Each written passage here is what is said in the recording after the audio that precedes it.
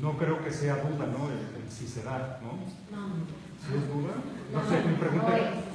Si es duda o es... está preguntando que Juan Pablo dice si la victoria llegará por medio de María. ¿Y por qué llegará por medio de María? Dio la explicación, ¿no? O sea, lo que yo digo es la pregunta de él es que si llega, que sea una duda de Juan Pablo. No creo que sea duda, yo creo que es más bien como...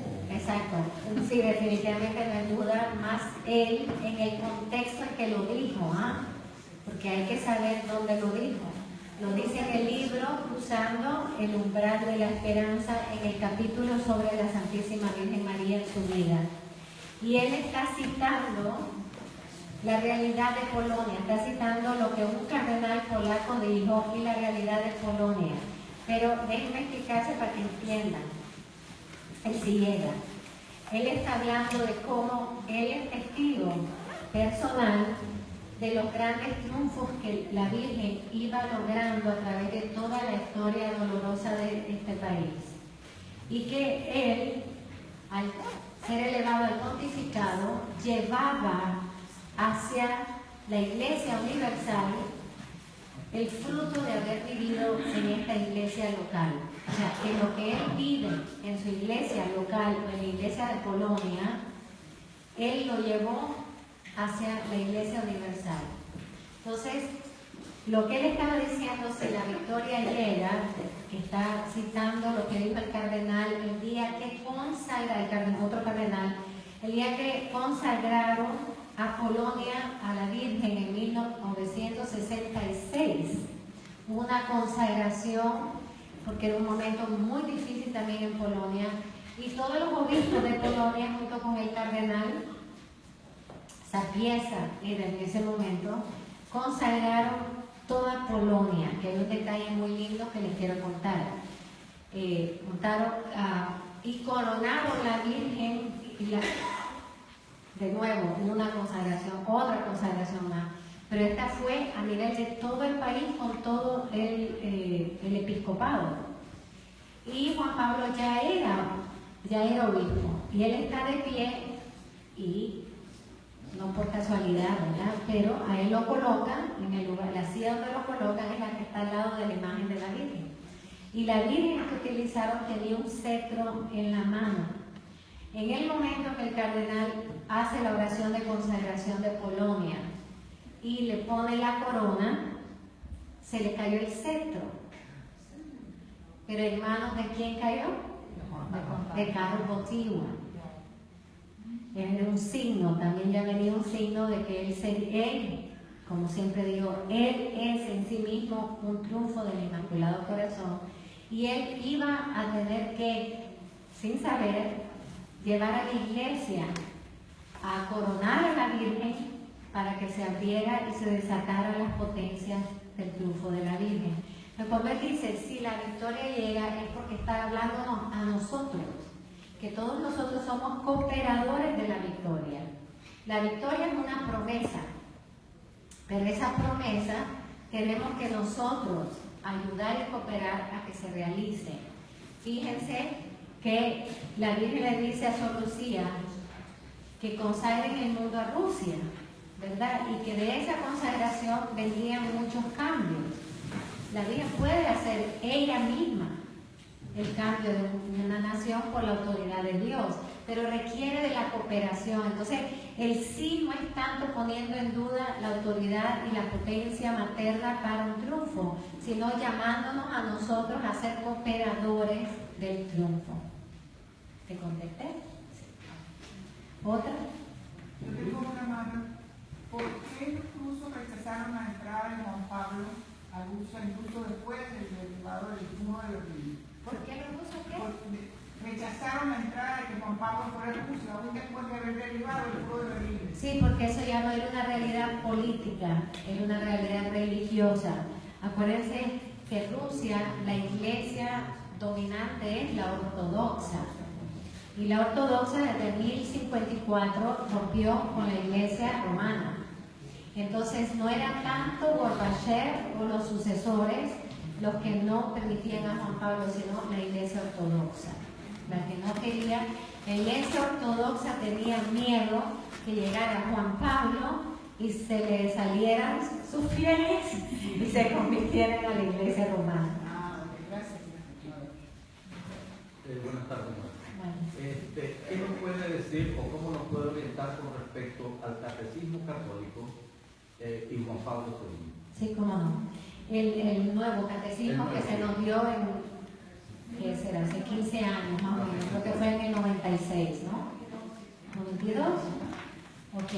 El catecismo fue idea de San Juan Pablo II. Fue quien quiso, como fruto de la gran desorientación que vino después, históricamente viene después del Concilio Vaticano II, no a causa del Concilio Vaticano II. El Concilio Vaticano II es clarísimo en todo lo que enseña y en todo lo que dice. Incluso, como ustedes saben, Caro Botigua fue uno de los participantes del concilio y uno de los que escribe Gaudium et Spes, una de las grandes constituciones del concilio. Cuando uno la lee, uno se encuentra a Juan Pablo II clarísimamente, ¿verdad? Pero después del concilio, muchos cogieron de excusa al concilio para dar interpretaciones erróneas, o sea, fuera de la ortodoxia. Y Juan Pablo II vive todo eso, Caro Botigua, vive todo eso, vive la gran confusión que hay en muchos sectores de la iglesia, porque siempre hay que hablar con exactitud. ¿Ves? La iglesia entera estaba confundida, ¿no es cierto? No es cierto. Sectores en la iglesia. El problema es que parte del sector de la iglesia que se desorienta e interpreta inadecuadamente al concilio, habían teólogos, y habiendo teólogos o profesores de universidades pontificias o rectores de seminarios, o sea, entre más altos estuvieran los desorientados, pues más efecto tenían para desorientar, ¿verdad? Juan Pablo, uno de sus primeros deseos en cuanto entró al pontificado era dejar madurar un poco más su tiempo, su pontificado, dejar pasar un poquito de tiempo y hacer un nuevo catecismo. Nuevo no porque enseñara algo diferente, sino nuevo porque enseñaría con el lenguaje del hombre contemporáneo. O sea, entre el catecismo anterior, el de Baltimore o el de Trento, o sea, son catecismos que nosotros leemos y nos parece que estamos en otro planeta, no por la verdad que contiene, sino por el lenguaje que utilizan. Y acuérdense que San Juan Pablo, y si salto de cosa en cosa, perdónenme, pero es que es mucho que hay que decir de él, ¿verdad? Pero recuérdense que para San Juan Pablo el lenguaje es fundamental. Y yo quiero decirles que para nosotros, los cristianos, el lenguaje tiene que ser fundamental. Porque no podemos decir las cosas a medias ni decirles con palabras que sean ambiguas. Hay que saber hablar, hay que tomarse el tiempo de pensar bien lo que se quiere decir. Pero Juan Pablo, siendo actor, y siendo actor de drama, de teatro, para él, Dios le dio el don de ser actor y del drama. ¿Para qué utiliza él su don? Para preservar a través del acto y la palabra, preservar cultura, tradición y fe. Las tres grandes cosas que eran amenazadas en Polonia. Cultura, tradición y fe. No sé si oyeron cuando entramos al concilio. Cuando entramos al campo de concentración. ¿Se acuerdan cuando entramos a una de las barracas que decían, estas son fotos de los polacos, ¿verdad? Bueno, de algunos, ¿verdad? Fíjense en la fecha, que no sé cuándo, pero también nos decían, fíjense en las profesiones, ¿verdad? Interesantemente, a los polacos que llevaron a los campos de concentración eran a quienes, los profesores de universidad, abogados, doctores, sacerdotes, la iglesia por seguro, ¿no? o la mataban o los mataban ahí mismo o los llevaban a campo. Pero el laicado, pues vamos a hablar del laicado. ¿A quién llevaba? A los líderes de la sociedad. Y a los primeros que los nazis cogen son a los profesores de las universidades, incluyendo, se llevan a 3 grandes profesores de Caro Continua, que él llamaba profundamente, filósofos muy importantes de la cultura polaca. ¿Por qué? Porque los sistemas totalitarios siempre quieren hacer, y vuelvo a repetir, porque hay que entender, quieren desmoronar cultura.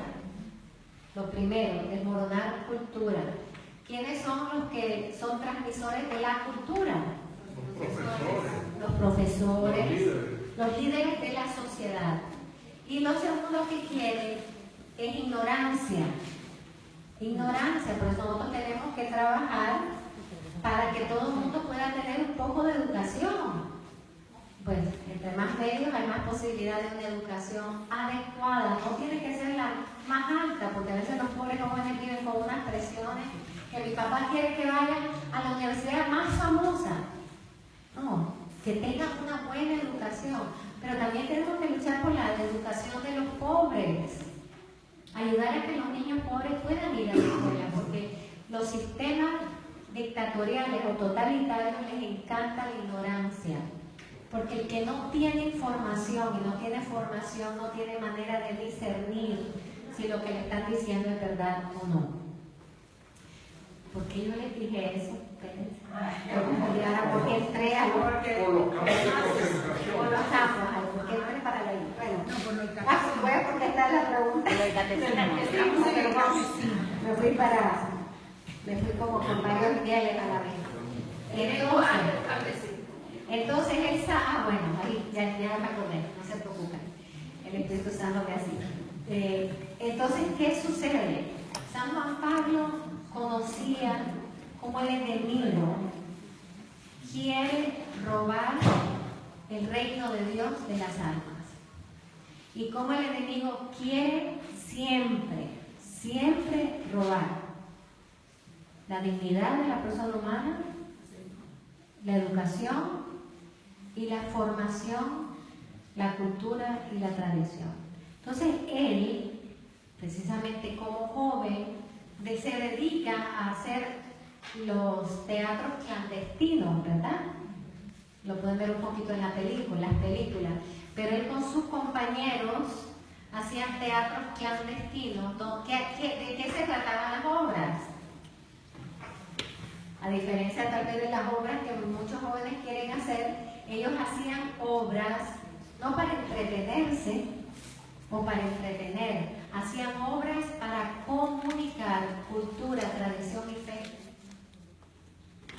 Cultura, tradición y fe. Por eso nosotros en el Japón de Second Human Center que tenemos, le enseñamos a nuestros universitarios a hacer obras, pero obras que propaguen cultura, tradición y fe y pongan su arte. Entonces para Juan Pablo la palabra era fundamental. Eso es otra charla. El poder de la palabra como lo interpreta San Juan Pablo II. Entonces él se da cuenta que la única manera de orientar toda la desorientación era a través de publicar un catecismo, se le llama nuevo porque fue nuevo en su lenguaje, en su manera de explicar las verdades de la fe. También otra cosa muy linda de este catecismo es que él quería unir doctrina explicada al hombre y a la mujer de hoy, o sea, que lo podamos nosotros leer y entender. Quería que fuese más largo que los catecismos anteriores. ¿Por qué? Porque quería que se explicara todos los detalles de cada verdad. Pero también quería que se introdujera aspectos que en otros catecismos no se habían introducido, pero no por nada malo, sino porque no había tanto combate contra la verdad de la fe católica. Entonces él introduce doctrina, sagradas escrituras, espiritualidad y los santos, lo que los padres de la iglesia, doctores y santos, han dicho sobre esta verdad. Por eso es que este nuevo catecismo es un tesoro inmenso, porque nosotros podemos leer, por ejemplo, ¿qué significa creo en Dios Padre? Entonces, toda la explicación sobre la paternidad de Dios en detalle y va fundamentada en Sagradas Escrituras, porque la Iglesia basa todo su magisterio en las Sagradas Escrituras. Y luego, lo que santos, padres o doctores han dicho sobre ese tema. Por eso es un catecismo riquísimo. Y para ello, se tomó su tiempo en hacerlo porque quería buscar a un equipo que le ayudara a hacer este catecismo y poner gente que tuviera la capacidad de utilizar el lenguaje apropiado para explicar, para poner este catecismo junto y explicar con el lenguaje que el hombre contemporáneo puede. Y el cabeza, digamos, de este comité fue el cardenal Schönborn, que es el de Viena.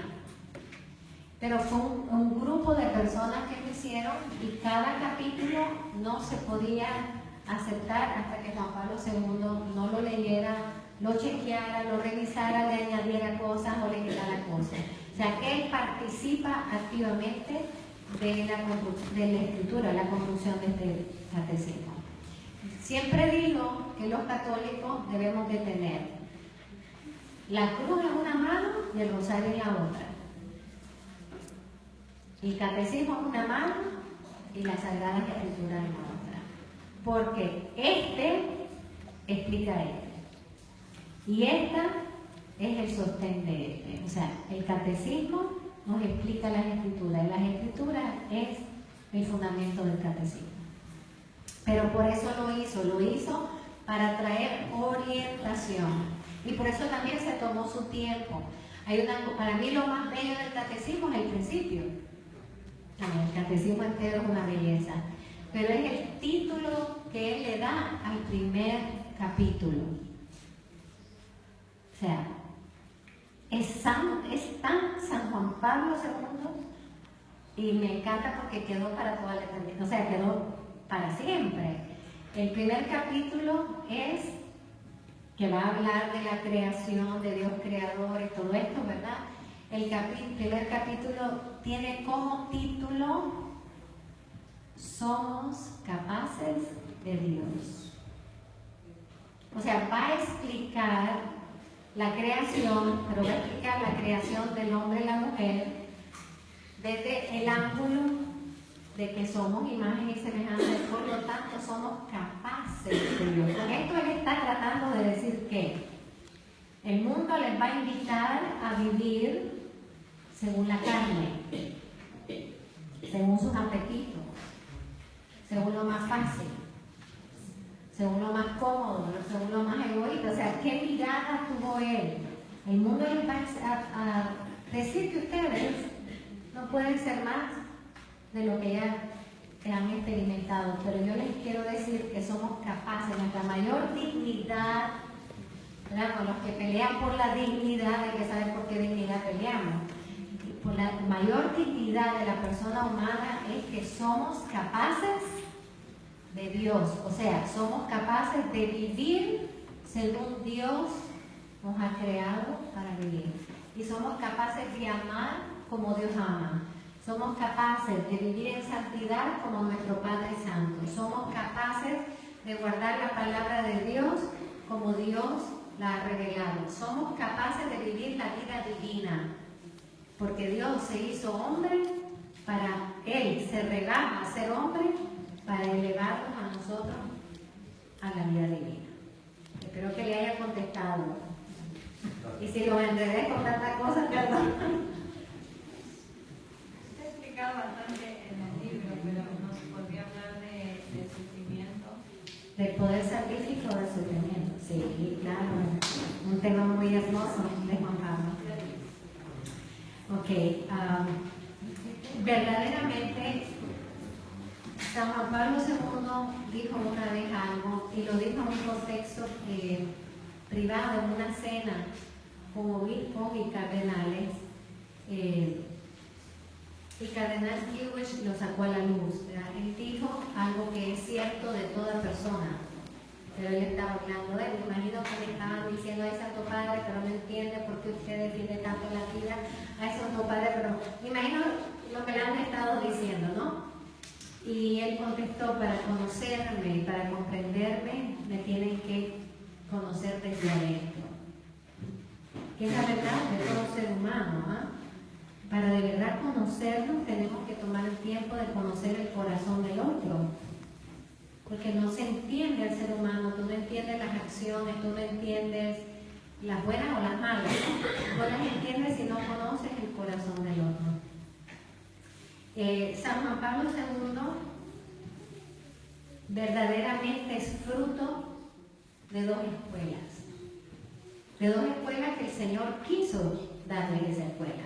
Y no estoy hablando de la universidad, ¿cómo se dice en español? Gregoriana, aquí de Cracovia, aunque fue muy buena. Fue fruto de dos escuelas de vida, que son la escuela de la Virgen y la escuela de la cruz. Por eso, bueno, no digo que por eso, pero sí me parece tan significativo que él escoja.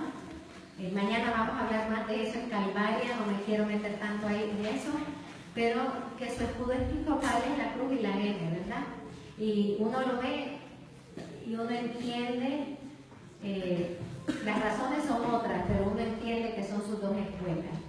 Y ¿qué quiero decir por escuela? ¿Qué cosa es una escuela? Su experiencia, su Es el lugar que te forma, que te educa, ¿verdad? La primera escuela es la familia, pero también existe la escuela de Dios, que utiliza situaciones y realidades para formarte. Pues la vida de San Juan Pablo II fue una vida de mucho sufrimiento. Tanto es así que si fuera evaluado, yo le dije esto a unos cuantos psicólogos, ¿no? Que para todo es trauma y que para todo hay que dejar los traumas salir y hay que dejar todas las cosas de la psicología moderna que no tiene la antropología cristiana, ¿verdad? Porque aquí hay dos psicologías: la moderna sin Dios y la psicología que se basa en la antropología cristiana, que es totalmente diferente. Yo una vez reté a unos psicólogos a tratarme de explicar su psicología evaluando a Juan Pablo II, ¿verdad? Y lógicamente pues no eran compatibles. ¿Por qué? Juan Pablo II pierde a su madre a los 9 años. El dolor que él experimenta, como cualquier niño que pierda a su padre o a su madre a los 9 años. Y no podemos olvidarnos al decir que el gran papa, no podemos olvidarnos de dónde viene, porque lo que él vive es lo que lo hizo ser gran papa. 9 años pierde a su madre. ¿Qué hace Juan Pablo caro motivo, el niñito, ¿verdad? El niñito caro motivo. Se siente sin madre. ¿Y qué hace su padre? Lo cruza, la mañana que vayamos a Guarroles, ellos iban a diario a misa, y lo lleva ante un cuadro de la Virgen del Perpetuo Socorro, que es la de esa parroquia, y ahí le dice: mira a tu madre. ¡Qué gran padre! ¡Qué gran padre que no transmitió a su hijo su propio dolor, sino que le enseñó a encontrar en la ausencia un amor mayor! Y eso es lo que la psicología moderna sin Dios no sabe hacer. Esa ausencia te determina tu vida. No, esa ausencia Dios la quiere llenar. Y la quiere llenar con algo mayor, con un amor mayor. No le tenga miedo a las ausencias, aunque las tenemos que experimentar y duelen. Pero cuando las vivimos, Dios quiere darnos algo más. Y lo que el Señor le quiso dar a Caro Botigua con la muerte de su madre fue la maternidad de la Santísima Virgen María. Y por eso tenemos un Papa que se llama el Papa Totus Tuus. Y tenemos el desarrollo más amplio de doctrina sobre la maternidad de la Virgen gracias a un Papa que desde los 9 años supo lo que era que la Virgen era su madre. Y no como teoría, sino como experiencia de vida. Luego va creciendo, conoce a este hombre, un hombre laico que me introduce al libro de San Luis María Griñón de Montfort, el Rosario Viviente. Los nazis han invadido Polonia, ¿ya? Otro dolor, los nazis invadieron Polonia. ¿Y qué ve el joven Caro Botigua? Ve a sus mejores amigos asesinados. ¿Y por qué digo sus mejores amigos? Porque sus mejores amigos eran judíos. De ahí viene por qué Juan Pablo II avanzó tanto la unidad de la iglesia con los judíos. No es ahora, viene de Juan Pablo II. ¿Por qué? Porque sus mejores amigos eran judíos. ¿Saben por qué? Nosotros sabemos que a él le llamaban Lolek. Debe ser el apodo de Caro Botigua, Lolek. ¿Quién se lo puso? Sus amigos judíos. Entonces, él empieza a ver a sus profesores ser llevados a campos de concentración. Su propio confesor y director espiritual asesinado. Un sacerdote joven, asesinado. Y todos los días ponían en las calles de Cracovia los nombres de los asesinados. Entonces él iba todas las mañanas a leer si habían matado a alguien que él conocía. Ve el horror de lo que este sistema hace contra el ser humano. Y ahí es donde empieza él. O sea, le debemos, si algo bueno se le puede deber, fíjense que eso está mal dicho, pero bueno, ustedes me van a entender. Si algo bueno se le puede deber al horror de los nazis, fue que por eso Juan Pablo II desarrolló el entendimiento de la dignidad de la persona humana, por la que batalló toda su vida. Toda su vida. Al ver lo que el hombre le puede ser al hombre, al ver cómo se puede deshumanizar a la persona humana, él luchó para que nunca nos deshumanicemos ni personalmente ni nosotros a los demás. Entonces, podemos seguir. Se murió su hermano. Eso quería contar. ¿Cuántos eran en su familia? Él y su hermano. Solo 2. Raimundo, sí. Se muere Edmundo. Se muere su hermano, que era doctor, era mayor que él. ¿Y su hermano por qué muere? Porque se contagia. Se contagia de la peste, él sirviendo a los enfermos que tenían peste, pero ya estamos viendo el carácter de esa familia, ¿verdad? En vez de decir, no, yo soy médico, pero aquí están todos con peste, me voy a contagiar, mejor no. Muere cuando Caro Botigua tiene 18 años, muere su hermano. Segunda pérdida de su núcleo familiar, ya ha tenido muchas pérdidas. Su confesor, su director espiritual, compañeros, profesores, amigos, ¿qué más podemos decir? Y luego, a los 20 años, ¿quién se le muere? Su papá. Su papá que fue tremendo papá. No es nada más un papá, era su papá. El hombre del cual él aprendió del cual él aprendió a rezar. Y él dice, su primer seminario fue su casa, su primer seminario fue su padre, porque Caro Botigua abría sus ojos a cualquier hora de la noche, se despertaba y miraba a su papá arrodillado al lado de la cama rezando el rosario. Se aprende de su padre valores, la integridad de su padre. Ese padre que queda viudo, joven, con 2 niños pequeños y se dedica a ellos, a su patria, porque el papá era militar, a su patria y a su familia. Y a los 20 años queda completamente solo, hermano. Sin primos, ni tíos, ni nada. No familia extendida, queda solo. ¿Qué hace Juan Pablo Caro Botigua con esa soledad? En vez de decir, pobrecito yo, qué vida me ha tocado vivir, ¿por qué Dios me ha hecho esto? Él dice que Dios haga su voluntad conmigo.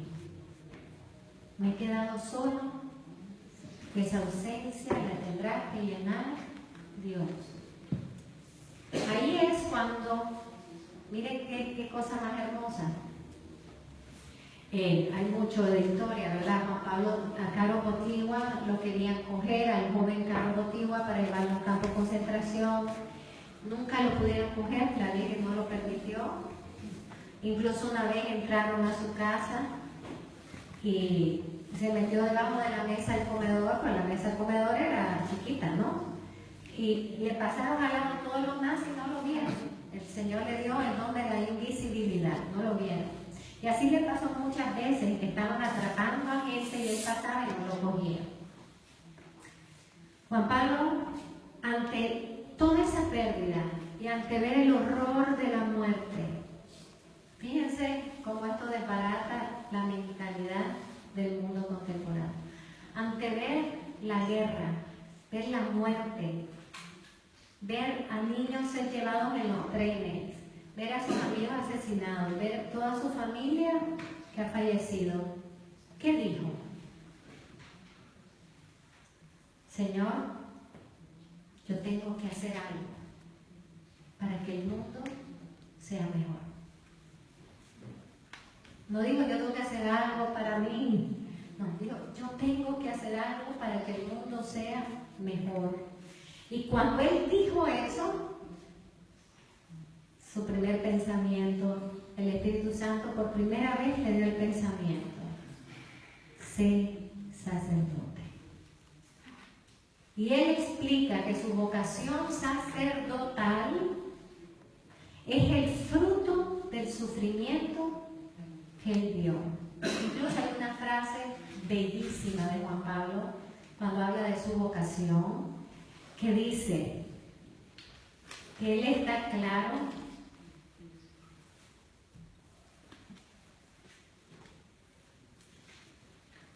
que su vocación sacerdotal se construyó sobre el altar del sacrificio de muchos. Qué bello, ¿verdad? Y qué conciencia también cuando él vio a tantos morir, y que por ver esas muertes, por ver esos odios, por ver esas guerras, por ver ese horror, él se decide ser sacerdote. Él vive con la conciencia de que ellos tuvieron que morir para él recibir su vocación. Y eso marcó para siempre la vida de San Juan Pablo. Por eso es que en el caso de San Juan Pablo, cuando le decían, cuando ya no podía ni hablar ni moverse, le decían: renuncie al papado, y él decía: no me puedo bajar de la cruz, no me puedo bajar de la cruz, porque era un llamado personal. Él había visto a Cristo sufriente en esa gente muerta en las calles, en esos hombres llevados en los trenes, en esas mujeres, en esos niños. Entonces, toda la vida de San Juan Pablo es vida formada en el amor de la Virgen y formada en la cruz. Porque no se acabó, ¿verdad? Toda su vida. Imagínense lo que era ser sacerdote bajo el sistema nazi. Por eso hay tantas fotos de él en las canoas, ¿verdad?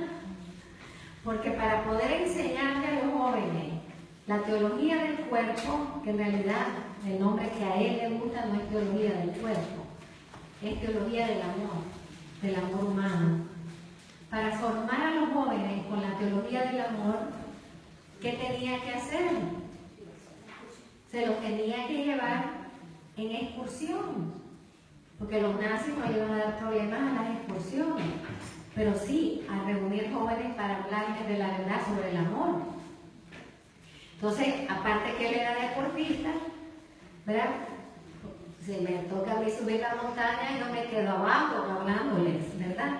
Pero él aprovechaba y los llevaba hiking y los llevaba a las excursiones, y incluso la famosa foto divina que le da vuelta a un botecito, ¿verdad? ¿Cómo se llama eso? Y lo usa de altar. Es que el amor es creativo.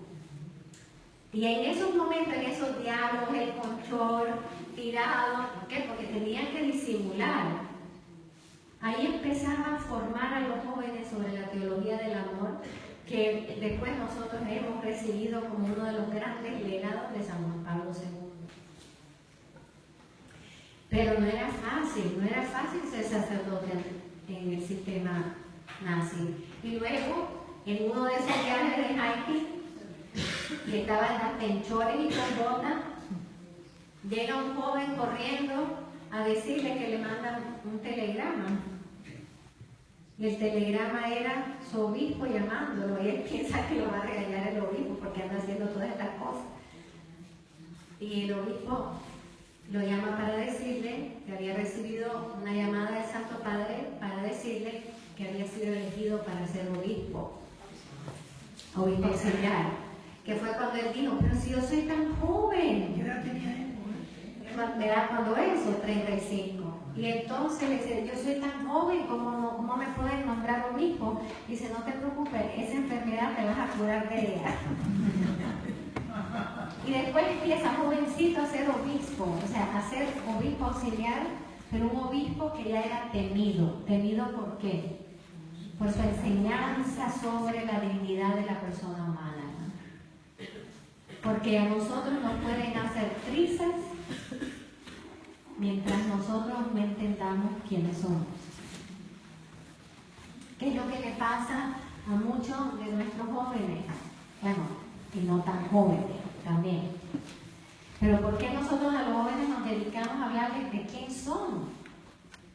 Porque cuando el mundo te diga que tú solo vives para el placer, me están mintiendo. Yo soy más que el placer que yo pueda sentir. Entonces, los comunistas odiaban, los nazis primero y después los comunistas odiaban a Juan Pablo II, porque estaba yendo a la raíz de la problemática de los sistemas totalitarios. Robar la dignidad de la persona humana y hacerte caminar como becerrito. ¿A dónde va la gente? ¿A dónde va Vicente? ¿No? Ahí, ir tras esas filosofías sin razonar. Entonces, ¿qué? Juan Pablo era un gran filósofo, que quiere decir, enseñaba ¿a qué? A razonar. Y era un gran teólogo, que enseñaba a razonar la verdad que creemos. Entonces era un enemigo por sí mismo. Entonces, toda su vida fue sufrimiento, toda su vida. Llega el papado, ya me imagino que ahí la cruz era más grande, ¿verdad? No tenemos que hablar. Pero lo vemos que es el primer papa, que en la plaza de San Pedro es disparado, el 13 de mayo de 1981. Les molestaba a Juan Pablo, porque Juan Pablo retenía la mentira. Y la retenía porque tenía la capacidad de articular la verdad con la fuerza del amor. Un hombre inteligentísimo, pero un hombre que había salido desde abajo, que sabía lo que era quebrar piedra, ¿no? Ustedes vieron cuando caminamos el caminito, que mantuvieron unas piedras y están como con un alambrado, como para que nos recordemos que ahí era una cantera, hoy es un santuario. Entonces Juan Pablo, todo esto para decirles por qué Juan Pablo tiene la teología del dolor más alta y más profunda que un papa haya escrito. Un papa. Y es el primer papa que nos ha dado una carta apostólica, una exhortación apostólica sobre el valor salvífico del sufrimiento humano. O sea, le debemos a todos sus sufrimientos el que Él nos haya dado un documento que es una joya. Salvificis dolores, que quiere decir el valor salvífico del sufrimiento humano, del tuyo y del mío. Yo les invito a que, yo les menciono documentos, ¿verdad? Compren, ahora hay que comprarlo, vayan a nuestra página de internet y bájenlos, estudienlo. Lo primero que dice San Juan Pablo según en ese documento es una cosa que tenemos que todos decirnos. Nosotros sufrimos no por ser cristianos, nosotros sufrimos por ser humanos. O sea, el dolor es una realidad inevitable en la vida, en la tierra, en la vida humana. ¿Sabes qué pasa? Que hay gente que dice, yo ya no voy a ser cristiano, yo ya reniego de Dios porque tengo una enfermedad. Y los ateos no tienen enfermedades. Entonces, Jesús nunca prometió, sígueme y no tendrás problema. Eso solo lo promete, ustedes ya saben quién lo promete. La iglesia esa de Flagler, de parar de sufrir. Que como lo he dicho 1000 veces, me tengo que meter pero clandestina para oír qué evangelio leen. Porque el Señor dijo desde el principio, el que quiera seguirme, que cargue con su cruz, no dijo con su rosa, dijo con su cruz. Y el mismo Señor, siendo Dios, no se evita la cruz, sino que la carga. ¿Cómo nos va a decir a nosotros que carguemos con la cruz y Él no la va a cargar? Él la carga, Él no se evita ningún dolor, hermanos. Jesús que sana a todo el mundo, Él no se evita Él ningún dolor. Que será la tentación del demonio, ¿se acuerdan? Ay, pero se acaban de pasar 40 días sin comer y tienes hambre. ¿Cómo no va a tener hambre después de 40 días sin comer? Si nosotros pasamos 24 horas y el estómago ya sabe cómo suena. ¿Qué le dice el demonio? Mira, cambia las piedras en pan. O sea, no pases hambre ya, chicos. ¿Y qué le contesta el Señor? No solo de pan vive el hombre, sino de toda palabra que viene de la boca de Dios. ¿Eso quiere decir que no tenía hambre? No, quiere decir que no iba a ser tentado por el demonio en sus apetitos. Después, ¿qué le dice el demonio? Ah, mira, si me adoras, ay, qué atrevimiento, Señor, qué bueno. Si me adoras, te voy a dar todo el mundo como tu reino. O sea, el demonio le está diciendo a Jesús que Él es el rey del mundo. Fíjense. Y que Él, si lo adora a Él va a ser tan nice que le va a dar todos los reinos a Él. Qué bofetada al verdadero rey. Y es verdad que el demonio es rey del mundo, ¿eh? Del mundo que se opone al reino de Cristo. Y a cada tentación Jesús le va respondiendo con la palabra del Señor, con la verdad. Con la verdad. Por eso Juan Pablo II quiso ir respondiendo siempre con la verdad. A todas las preguntas de nuestra generación desorientada contestaban con la verdad. Entonces, lo primero, hermano, nosotros no sufrimos por ser cristianos. Sufrimos por ser humanos. Simplemente Y en el momento, como me dice una, yo me voy de la iglesia porque aquí hay mucha gente que me molesta. Pero pues en el momento que llegues a la otra, se te va a ir de la otra porque tú llegaste. O sea, no podemos vivir corriendo de la cruz. Porque ser cristiano es asumir nuestra propia cruz. Yo no puedo cargar todas las cruces del mundo, pero tengo que cargar la mía. La mía. Y si la mía es grande, pues el Señor así quiere. Y si la tuya es chiquita, porque así lo necesita para ti. Es un documento bellísimo, de verdad que es una enseñanza por sí misma, pero les quiero decir lo más bello del documento.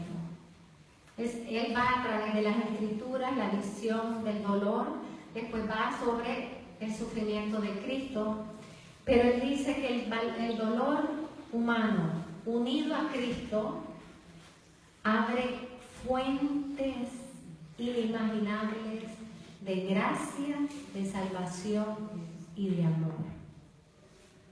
Y es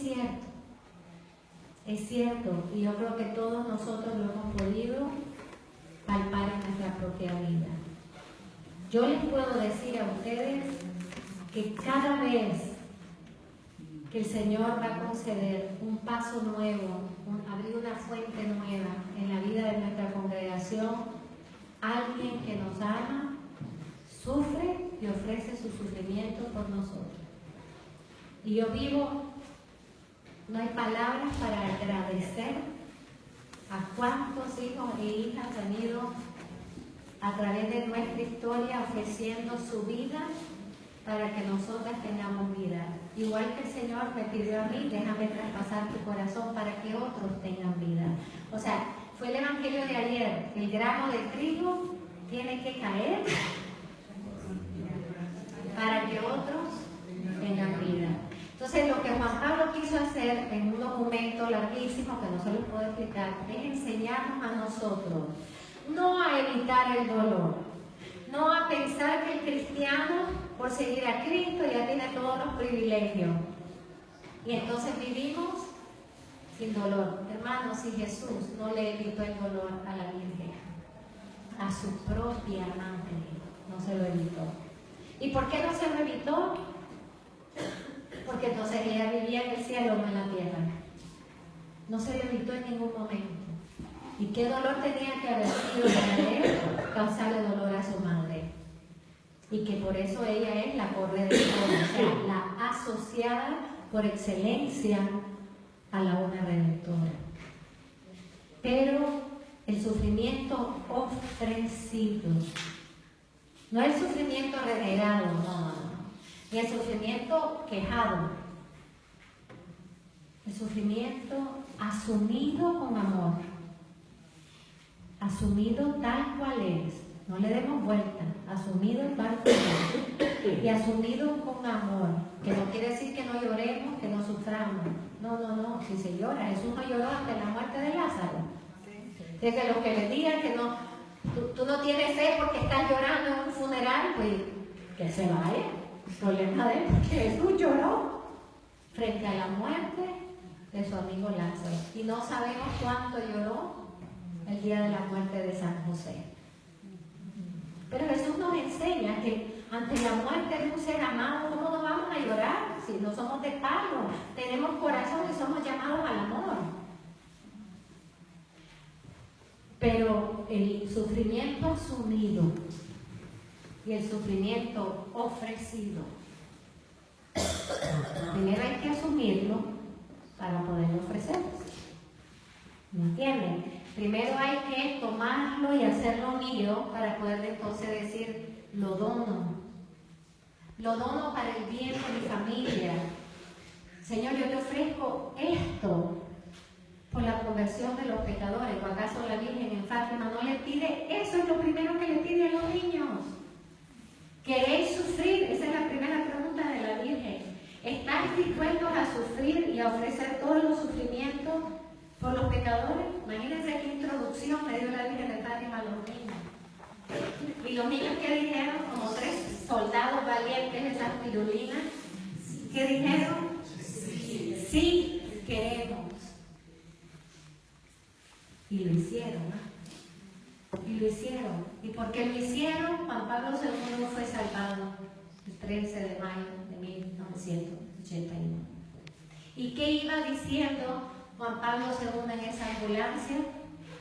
Porque alguien me decía, pero si él llegó desangrado, ¿dónde está toda la sangre? Pues, usa tu imaginación, la mayoría de la sangre quedó en el papamóvil, ¿ah? No en la sotana, en el papamóvil. Quedó en la sotana de Monseñor Jewish, quedó en todos los enfermeros, todos los que corrieron. Pero ¿qué iba él diciendo? Sabiéndose que iba a morir, porque en realidad era disparo para morir. Soy todo tuyo, María, y todo lo que tengo es tuyo. Soy todo tuyo, María, y todo lo que tengo es tuyo. Y ofreció, ahí mismo ofreció su perdón al asesino. No fue cuando fue él, ya cuando fue, ya fue él actualmente a decírselo. Él ofreció su perdón en el papamóvil y cuando iban para el hospital. Pero lo otro que dijo fue, ofrezco este sufrimiento, incluso mi muerte, por la iglesia. Por la iglesia. Entonces, es imposible evitar el dolor. ¿Cuál es la clave de los grandes males de nuestro tiempo? De los males morales, es evitar el dolor. ¿Qué está detrás de un aborto? Y hay muchas circunstancias, quedemos claros que hay muchas circunstancias muy fuertes, por las cuales muchas mujeres hacen la decisión del aborto. Hay otras que no son, hay otras por otras razones, ¿verdad? Pero pueden haber circunstancias difíciles, pero a pesar de lo que sea, este niño no puede nacer ahora. Este niño va a significar que en vez de 8 panes tenga 9. Y o sea, que lo tengo que partir. O este niño, como me dicen muchos, vino inesperadamente. Y yo siempre le digo, tú sabías exactamente cuándo tú ibas a ser concebido. O sea, la vida Dios la da cuando Él la quiere dar. O sea, detrás de los males morales está el evitar el dolor. Y te lo dicen así. Y podemos incrementar la eutanasia, por ejemplo. ¿Cómo se le llama la eutanasia? Fíjense, mercy killing. ¿Desde cuándo tú puedes poner, ahora que estamos resaltando la misericordia, tú puedes poner esas dos palabras juntas? Mercy killing. Y nadie razona. ¿Y cómo vas a poner la misericordia junto a quitarle la vida a alguien? ¿Verdad? Nadie lo razona, pero suena, volvemos a lo mismo, suena sentimental, suena romántico. Ay, sí, para que no sufran. Hermanos, nadie sabemos lo que Dios quiere hacer con ese sufrimiento. Sí, hay que aliviar lo más posible el dolor. Nosotros los cristianos no somos masoquistas, Hay que aliviarlo lo más posible. ¿Y qué hizo Jesús toda su vida? Pasar aliviando el dolor humano. No se lo alivió para sí, pero lo alivió a los demás. Pero a la hora de la cruz, ¿qué le dijo al Padre? Padre, ha llegado la hora. Y te glorificaré con este dolor. Pues también nos pasa a nosotros. Hay un momento en que todos tenemos que morir y tenemos que morir de algo. Entonces en el momento de ese dolor, decir, pero para que no sufra tanto, vamos a eliminarlo. Para que no sufra tanto, darle los medicamentos adecuados. Y estate pendiente al lado del hospital, porque no crean ahora que todo el mundo trabaja para aliviar el dolor. Hay que estar ahí parado con tu enfermo, para que los estén alimentando, para que le estén dando lo que necesiten, para que si tiene dolor, le alienten. Sí, no se crean. Hay que estar al lado del enfermo en la cama, no solamente por compañía y oración, hasta para fijarte si le están poniendo el suero verdadero, ¿verdad? O si le están poniendo el suero que alimente, que nutra su cuerpo, que no lo deshidrate. Pero, hermanos, solo Dios sabe por qué necesita el dolor de esa persona. Solo Dios sabe, como solo Dios sabe por qué concibió a esa vida. Entonces nosotros no podemos tomar control del sufrimiento. Tenemos que amar en el sufrimiento. Y tenemos que ese sufrimiento hacerlo fuente de salvación, de gracia, como decía San Juan Pablo, mi vocación lo sé. Y qué duro es saberlo, ¿eh? Mi vocación lo sé. Está sobre el altar de la muerte de muchos. No sé si adelantarme a decir que a lo mejor espero a la misa donde fue ordenado lo que él dijo en esa misa. Lo voy a guardar ahí para que sería en el lugar. Pero el sufrimiento, hermano, es inevitable, hermano. Levante la mano aquí el que no sufre por algo. Tiene diferente nombre el sufrimiento, tiene diferente rostro, tiene diferente cara. Uno sufre más que otro. Hoy, a veces después se voltea, ¿verdad? Pero nadie puede pasar por la tierra sin sufrir. Por eso añoramos el cielo. Por eso Santa Teresa decía, muero porque no muero. Yo la entiendo, porque si a mí se me aparece Jesús ahorita me dice, ¿te quieres ir? No, rapidísimo. Me voy, pero que así, cargada rápido, que me lleve. ¿Por qué? Porque nosotros no ya acabamos de rezar el salve a la Virgen, ¿ya? ¿Y qué decimos? Que nos mire mientras caminamos por dónde? Por este valle de lágrimas, no dice por este valle de rosas. Y por eso es como le decía a mi niña en la mañana. La iglesia nos enseña que nosotros caminamos entre sufrimientos y consuelos de Dios. Pero para ser consolados debemos sufrir. Y es una bienaventuranza. Bienaventurados los que sufren. Bueno, asusta, fíjense, oigan esto, porque bienaventurado a muchos les suena y no les suena nada, ¿verdad? Pero bienaventurado quiere decir felices. Oigan lo que dice Jesús. Felices los que sufren, porque serán consolados. Los que se quieren evitar el dolor no pueden ser consolados por Dios, porque ellos mismos se autoconsuelan. Pero se autoconsuelan con cosas o con realidades que son temporales. El único consuelo que es permanente, que llega al interior del hombre, es el de Dios. Entonces yo les invito a ustedes, yo sé que les han dado muchos documentos y falta por hablarles de otros, pero que lean, el documento no es tan largo, el valor salvífico del sufrimiento humano. Hay una cosa linda que dice Juan Pablo. Cuando hay sufrimiento, surgen dos cosas.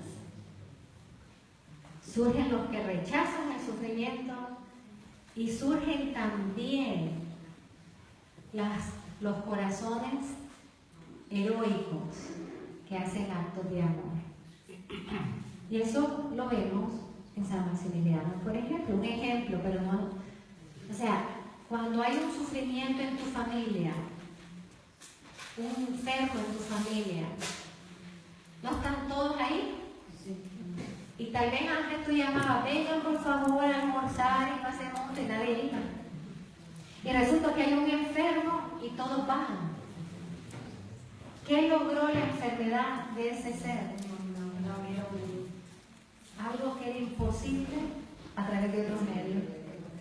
O sea, empieza, el sufrimiento tiene la capacidad o de crear grandes rechazos o de abrir grandes fuentes de amor. O sea, tiene la capacidad de evocar en el corazón humano respuestas de amor que antes nadie se imaginaba. Y todo esto nos lo enseña él. Pero es fruto de ¿qué? De lo que él vivió. Y esa es una de las cosas más lindas de los documentos de San Juan Pablo. No hay un solo documento que sea simplemente teoría. Todos los documentos de Juan Pablo son fruto de su experiencia vivida. O sea, teología vivida. Lo que se le llamaría en mi lenguaje la teología del corazón. Teología vivida que dio una fecundidad inmensa, inmensa en este pontificado que no dejó de tocar una sola área que no tenga que ver con la vida humana y la vida del hombre del siglo XX y del siglo XXI. Que no sé si te contesté. Ahora, ¿qué postura usted cuando ve el gran rechazo de la postura? El rechazo al dolor. Claro, pero ¿qué se le dice al hombre o qué le decía Juan Pablo de Al rechazo al dolor se guarda silencio y se ora. Y yo le voy a decir que nos dio ese ejemplo. Nos lo dio Jesús mismo. Bueno, aquí tenemos a Jesús crucificado, ¿verdad? En el altar. Pero vamos a poner que los candelabros, olvídense que son candelabros, son los dos ladrones, ¿verdad? Gracias, Señor, por darme hasta para poder usar imágenes, ¿no? Pero ahorita no son velas, son los dos ladrones, ¿verdad? O sea, hubieron junto con Jesús dos más condenados. Esos son los dichosos condenados si supieron ver a Jesús quién era, ¿verdad? Y una de las características de la muerte en cruz, que era la más cruel y la más dolorosa. Y por lo tanto, los que eran crucificados, que era una de las formas de tortura de ese tiempo, iban gritando y blasfemando y horrores, ¿verdad? Sin embargo, cuando nosotros leemos los evangelios, leemos dos historias de los dos ladrones. Nosotros le decimos por tradición el ladrón bueno. El otro día yo estaba en Roma y explicaba, este es el pedazo de la cruz del ladrón bueno. Bueno, del ladrón que se hizo bueno. No el ladrón bueno. Había un ladrón y había otro ladrón. Y hay un ladrón que era tan ladrón como el otro. Y el ladrón de la mano derecha está viendo a Jesús y está contemplando cómo Jesús lleva su sufrimiento. Y ellos saben que Jesús no es ladrón, porque entre los ladrones se conocen, ¿ya? Ellos saben que Jesús no es ladrón. Ellos saben que Jesús está siendo condenado por este cuento de los judíos de que se dice hijo de Dios. Pero uno lo está observando. Y ante la contemplación de la pasión, por eso es que el Señor le pide a Santa Faustina que contemplemos a las 3 de la tarde su pasión, porque si su pasión no nos cambia, nada nos va a cambiar. Está contemplando cómo Jesús sufre. No cómo sufre nada más físicamente, sino su actitud ante su dolor. Y está oyéndolo decir, tengo sed, que le dan vinagre. Está oyéndolo decir, Padre, perdona a los que no saben lo que hace. O sea, está contemplando la pasión, está contemplando a Jesús caminando la vía del Via Crucis, porque ellos iban atrás. Todo lo que le decían a Jesús y todo lo que le escupían y todo lo que le hacían, ellos lo iban viendo. Y el de la mano derecha contempló el valor salvífico, para él era un hombre, ¿verdad? Valor salvífico del dolor. ¿Y qué le dice? Ese es el primer santo canonizado que sabemos, porque canonizado quiere decir que llegó al cielo, ¿eh? Le dice, Señor, cuando llegues a tu reino, o sea, lo reconoció como rey. Cuando llegues a tu reino, y sabía que no era el reino de este mundo, porque ya el mundo lo había crucificado. Cuando llegues a tu reino, acuérdate de mí. Esa canción la cantamos siempre en Semana Santa, ¿verdad? ¿Y qué le contestó el Señor? Ojalá nos dijera eso a nosotros, ¿verdad? Yo te aseguro que hoy mismo estarás en el reino de los cielos. Dichoso ladrón. Sí. Pero el de la izquierda, ¿qué estaba haciendo? Burlándose, rechazando. Y ya me imagino lo que le gritó al otro ladrón: tonto, idiota. Entonces, en la misma crucifixión vemos las dos maneras de reaccionar al dolor. Un dolor que transforma, que cambia, que te abre la visión del reino, y un dolor en un corazón endurecido, que es rechazado, blasfemado. Lógicamente sabemos que no llegó, ¿verdad? Pero esas son las dos formas en que el mundo lidia con el dolor. Entonces yo no sé ustedes, yo no quiero ser ladrona, pero el buen ladrón se robó el corazón de Dios, porque supo entender que el que sufría en esa cruz era un Dios hecho hombre. Entonces nosotros tenemos que entender eso. ¿Qué posición voy a tomar ante el dolor? ¿Cómo lo voy a vivir? ¿Con las disposiciones del corazón de Jesús?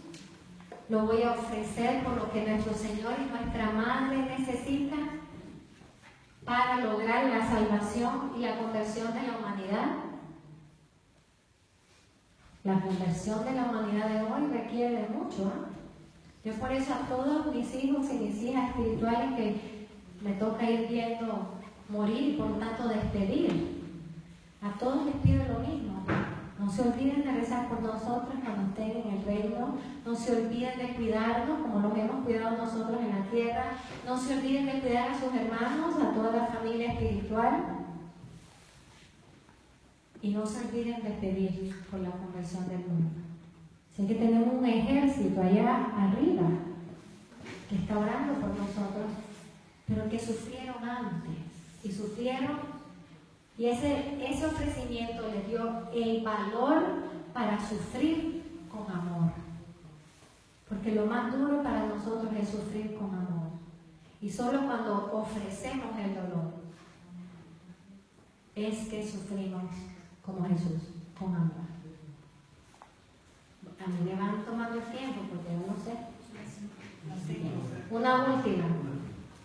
La exhortación de Fides Ratio fue escrita solo por Juan Pablo II o estuvo involucrado Benedicto XVI. Fue escrita por Juan Pablo II y revisada por el cardenal Ratzinger. Seis razón. O sea, seis razón es fruto de un diálogos entre Karol Wojtyła y Ratzinger. Hay una cosa muy importante. Karol Wojtyła y Ratzinger se conocían de antes, ¿ok? Y tomaban café juntos, porque Ratzinger estuvo en el Concilio Vaticano II y Karol Wojtyła también. Pero en realidad como que se conocían un poco antes del Concilio Vaticano II. Se conocían tres grandes. Uno falta que nos lo eleven al altar, yo rezo por eso. Pero eran amigos Karol Wojtyła, Ratzinger y Baltasar. Von Baltasar.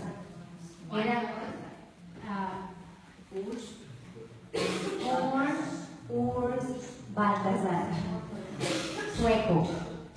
Tres grandes mentes y corazones marianísimos y grandes teólogos del siglo XX. ¿Por qué se conocían? Porque Juan Pablo era fuertísimo en algo muy importante para Stanley Stein, que es la filosofía de la fenomenología. O sea, Juan Pablo era un filósofo de gran altura. Ratzinger era teólogo de gran altura. Ahora, yo quiero clarificar algo, porque la gente que siempre está comparando o separando dice, Juan Pablo era filósofo y Benedicto era teólogo. Wrong. Juan Pablo era filósofo y teólogo. Y tenía esta gran amistad con otro teólogo alemán que se llamaba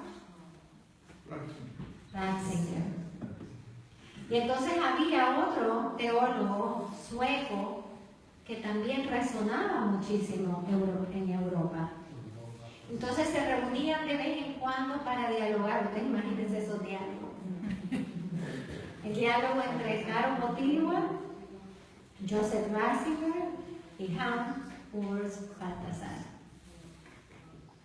Necesitamos orar para que ya suban a los altares a Baltasar. Entonces,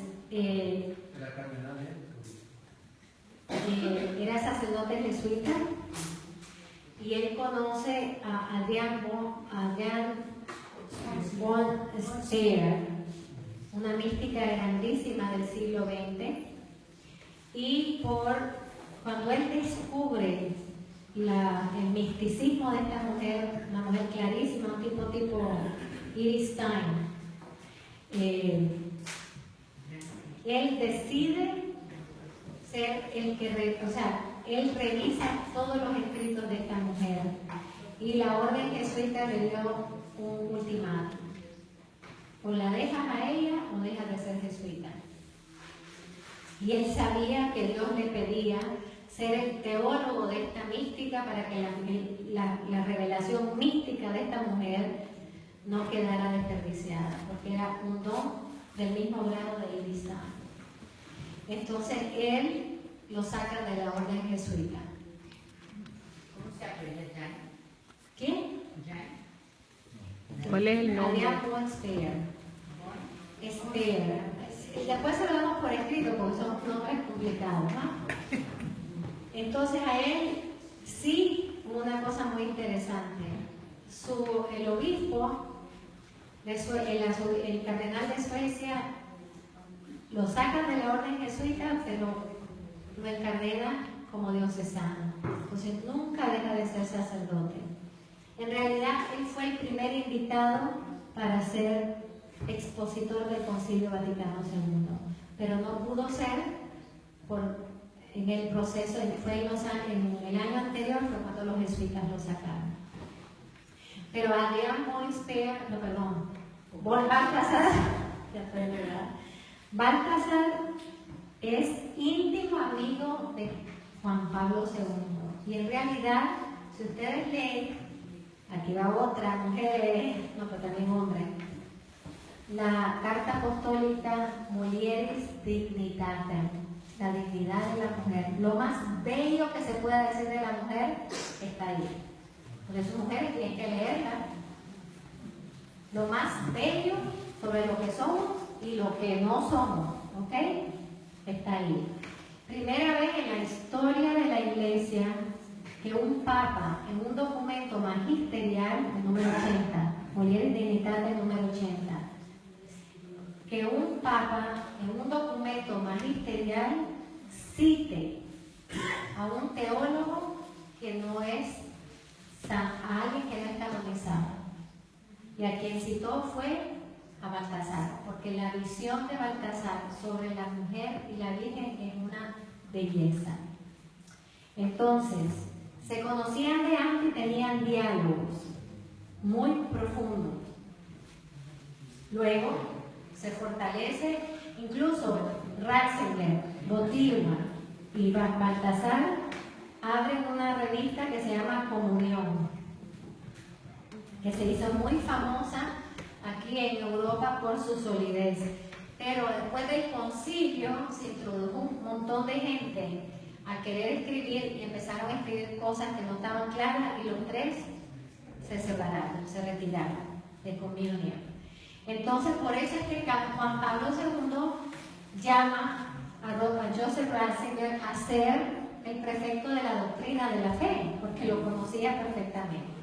Entonces ellos tenían diálogos muy profundos y uno de las preocupaciones de Juan Pablo es que el mundo contemporáneo argumentaba que la fe no era razonable, lo cual no es cierto. Nuestra fe es razonable aunque trasciende nuestra razón. Es un orgullo creer que nuestra razón va a poder entender todos los misterios de Dios. Pero todos los misterios de Dios son razonables al límite de una criatura. Entonces tiene una preocupación muy grande de Juan Pablo y empiezan a tener diálogo y Ratzinger le dice, escriba una encíclica sobre fe y razón. Y entonces él le dice, la escribiré si tú la revisas. Entonces el que revisó Fe y Razón fue Ratzinger, que también es una encíclica bellísima, pero para serles sincera, esa no la van a entender mucho. Así como le estoy mandando a leer otra, la de Fe y Razón no la van a entender mucho. Entonces mejor empiece por la que entiende. Y cuando ya acaben que avisen, yo les explico un poco de la de Fe y Razón. Porque toma tiempo, es difícil porque no, la fe y razón le está contestando a los grandotes del mundo, incluso del mundo eclesial, que dice que la fe no es razonable. Pero entonces hay un lenguaje muy filosófico que no lo van a entender. Honestamente, dedíquense a los que entiendan, después le hacemos un resumito muy sencillo. Perdón, ahí entra un dogma, ahí en Fe y Razón entran los dogmas. En Fe y Razón, cómo se miran los dogmas y cómo se razonan los dogmas. O sea, toda esa encíclica es la relación que, si se la tengo que resumir, la relación que hay entre la fe y la razón. Y cómo la fe es capaz de ser explicada perfectamente por la razón. Que incluso la razón es uno de los caminos para llegar a la fe, que es lo que le pasó a Iris Stein. Iris Stein era un cerebro de mujer, inteligentísima. Nace en una familia judía y en un momento no le satisface el judaísmo. Y en un momento no tiene religión absoluta. Pero era una mujer que quería razonarlo todo, o sea, era racionalista. Y empieza a buscar todo. A ver, ¿por qué nacimos nosotros? Yo tengo que encontrar la razón. Y empieza a hacer todas las preguntas que ustedes quieran, que le surja a un cerebro tan inteligente. Y a todo empieza ella a dedicarse a buscar respuestas. Y todos le dan, como dicen, todos los caminos llegan a Roma. Todas las preguntas llevan a Jesucristo. Entonces, ella, por la razón, llegó a conocer a Cristo a tal grado que se hizo religiosa. Entonces, la razón de esa encíclica es probar que la fe es razonable y que la razón es un camino para llegar a la fe, no está opuesta a la fe. Entonces, hay personas que dicen, la fe no es razonable.